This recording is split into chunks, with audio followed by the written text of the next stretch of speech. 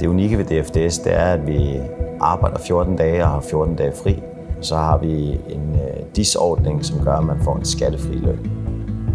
Min bedste oplevelse i DFDS, det er de venskaber, man har dannet herude. Og så at være hjemme 14 dage med dem, man holder af, og så samtidig være ude 14 dage med sine kollegaer. Det er ultimativt den fedeste oplevelse.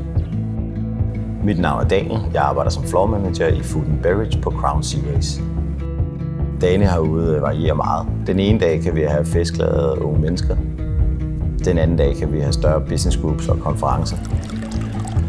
Hvilket gør os meget omstillingsparate, som man også skal være klar over, når man søger herude. Det vi kigger på i en ny medarbejder hos DFDS, det er selvfølgelig en høj faglighed, men også i den grad et godt mindset i forhold til sociale kompetencer. Udviklingsmulighederne i DFDS er fantastiske. Vi har jo her ombord blandt andet en shop, vi har en restaurant, vi har bar, så man kan prøve kræfter med lidt forskelligt. Mit råd til jer, der søger derude, det er at hoppe ud i det. Kom ud og prøve det af.